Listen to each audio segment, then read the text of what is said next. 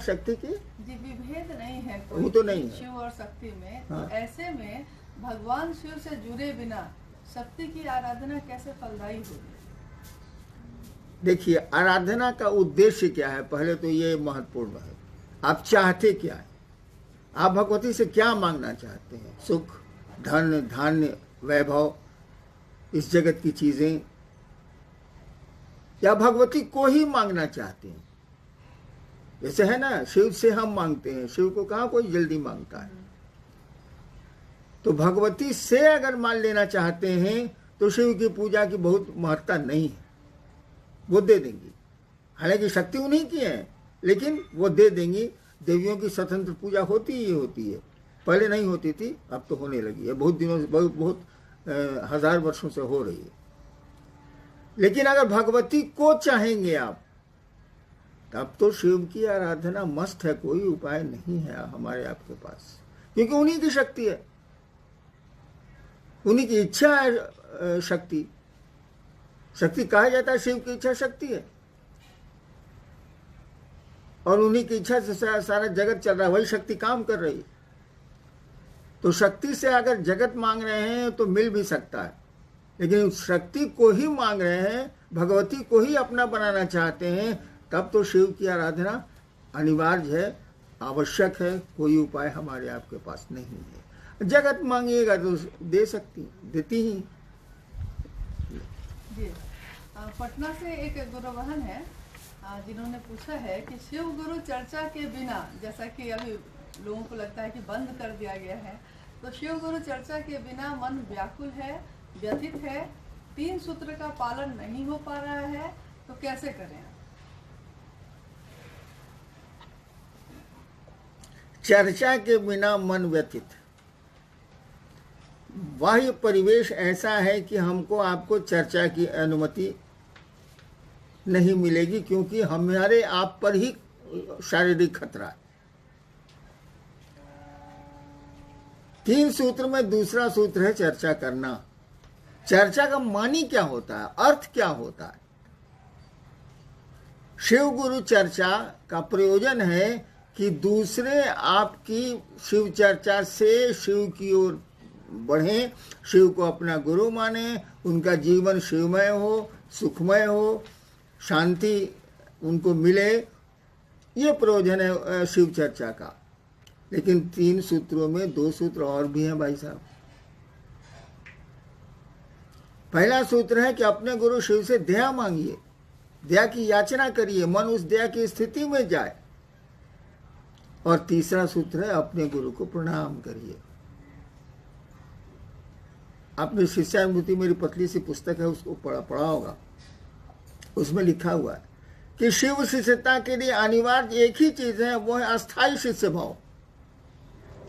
यानी शिव हमारे गुरु हैं, शिव मेरे गुरु हैं, यह भाव खंडित नहीं हो। जैसा तिथि खंडित हो गई, 9वीं में 10वीं घुस आई, कभी कभी चतुर्दशी में अमावस्या घुस आती। अस्थाई शिष्य भाव चाहिए, यानी मैं शिव का शिष्य हूं तो हूं, इसमें कोई भी संशय, कोई भी 2 बातें नहीं होंगी। शिव मेरे गुरु हैं तो हैं।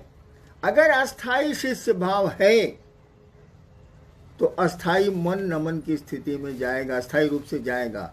अस्थाई रूप से मन शिव से दया की याचना में जाएगा। बोलने या करने जैसा कुछ भी नहीं।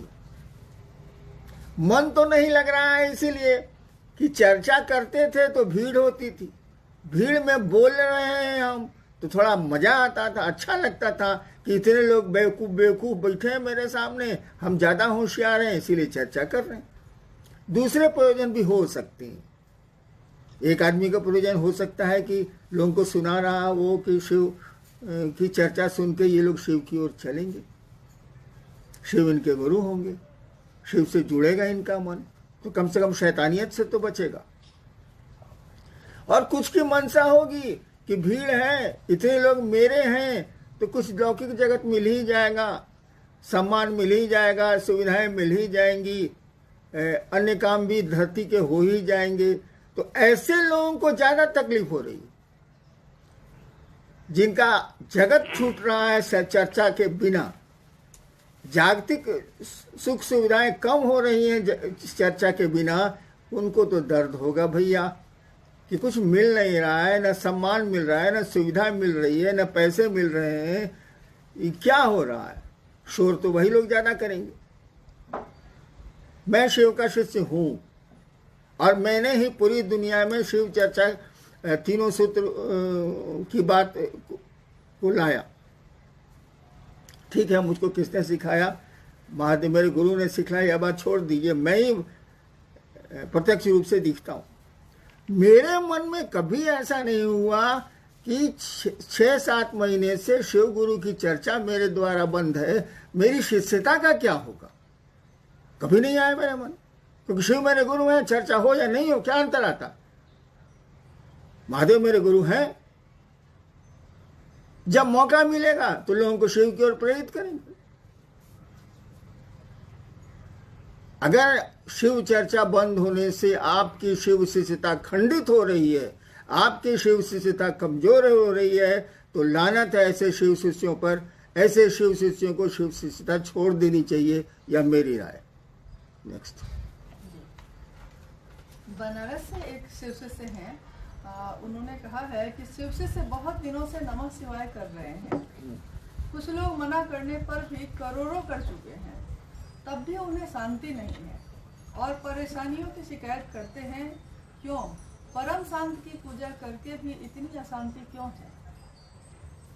मैंने इतने दिन से नमः शिवाय करते हैं, करोड़ों कर चुके हैं जी। अच्छा, तो परम शांत की पूजा करके अशांति, इतनी अशांति क्यों है जी? तभी उन लोगों को शांति नहीं मिली, बोलते हैं। पहले तो नमः शिवाय आपने करोड़ों कर लिया, जैसा प्रश्न आया है, करोड़ों कर लिया। मैं ऐसे लोगों से मिला हूं जिन्होंने अरबों नमः शिवाय किए, और मेरे साथ रहे हैं वो लोग जिन्होंने अरबों नमः शिवाय किए हैं। 24 घंटे यही काम ही करता था वो। और उसके बाद मैंने देखा उस आदमी को कि आदमी नहीं रह गया था, उसका व्यवहार बहुत अहंकारी हो गया था। अंग्रेजी का शब्द इस्तेमाल किए तो वो इडियट हो गया था।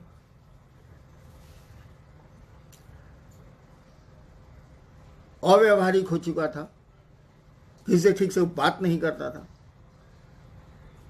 तो अभी तो आपने कहा कि नमः शिवाय करके भी परेशानियां आए, इतने नमः शिवाय किया। एक आदमी तो मैंने देखा है कि नमः शिवाय करके सबको डांटते चलता था, मर गया वो आदमी, नहीं है धरती पर, लेकिन मैंने देखा है। क्यों ऐसा हुआ? नमः शिवाय का अर्थ है शिव को प्रणाम, शिव को नमन। उस सर्वोच्च सत्ता को आप प्रणाम निवेदित कर रहे हैं, झुक रहे हैं आप। ये नमः शिवाय करके तन कैसे गए आप? कहीं जरूर गड़बड़ी है, और भीषण गड़बड़ी है। सामान्य आदमी भी बेकार हो गया नमः शिवाय करके। इसीलिए कि नमः शिवाय में 2 स्थितियां होती हैं। एक, नमः शिवाय का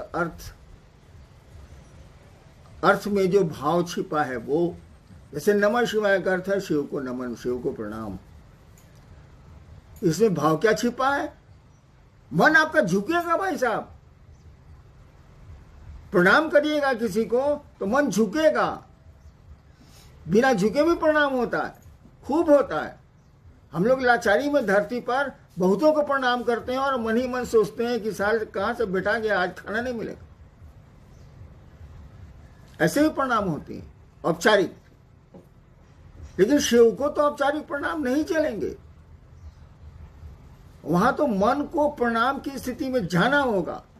नमः शिवाय का अर्थ और चैतन्य मंत्र में 2 चीजें होती है। तो नमः शिवाय का अर्थ तो क्लियर है, बहुत हल्की सी संस्कृत है, नमः शिवाय, शिव को प्रणाम। लेकिन इसका अर्थ है शिव को प्रणाम, उसके में भाव क्या है? रोड पर चल रहा है, कका गोड़ लगता नहीं, अब मने मन सोच रहे साला ककवा कहां से बेटा गया, आज तो नाश्ता नहीं मिलेगा। वाह, ये प्रणाम नहीं है। तो नमः शिवाय में शिव को प्रणाम करने का भाव छिपा है, शिव को नमन करने की स्थिति छिपी है।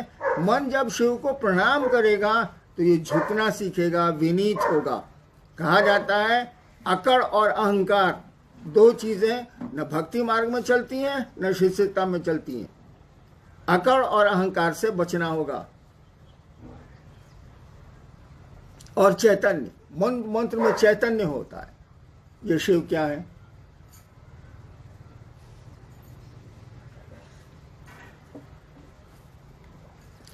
जब ये समझ में आएगा कि ये शिव क्या है, ये गुरु की दया से ही होता है। मंत्र का देवता ही, गुरु ही समझाता है और मंत्र में चैतन्य डालता है। उसमें जो ज्ञान है उस मंत्र में, उसको डालता है शिष्य में। जब मंत्र में अर्थ और ज्ञान दोनों आएगा, क्या आप बात करते हैं, एक मन है नमः शिवाय आपको शिव बना देगा। करिए तो सही, ये करोड़ों काहेला कर रहे हैं।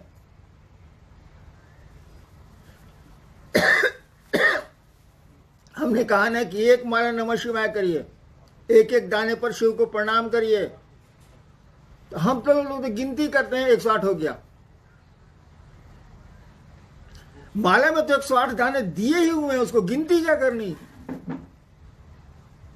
और सांसों पर करिएगा तो सांसों की माला पे तो गिनती का सवाल ही नहीं। और आपकी सांसें भी फिक्स्ड है। हर एक आदमी को तय है कि कितनी सांसें लेगा ये धरती पर। तो नमः शिवाय में अर्थ और चैतन्य, अर्थ तो आप समझ सकते हैं, लेकिन चैतन्य के लिए गुरु की दया जरूरी है, उस मंत्र के देवता की दया जरूरी है।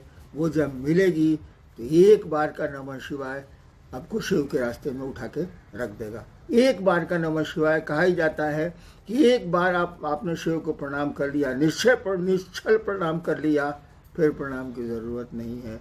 फिर तो मन परमानेंट अस्थायी रूप से शिव भाव में चला जाएगा। आपने करोड़ों किए हैं, हुआ क्या? नमः शिवाय तो किया आपने, बस करते गए, न अर्थ समझा उसका ठीक से, न मंत्रों का अर्थ दिमाग में आया। कर रहे हैं तो कर रहे हैं, अर्थ जानते हुए भी आप माला पर आपका ध्यान है।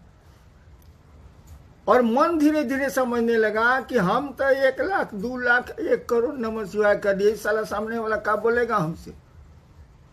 और अहंकार आपको छाया। अहंकार किसी को भी छाएगा तो धरती पर उसके संबंध बिगड़ेंगे, आध्यात्म में तो पूरी तरह बिगड़ जाएंगे।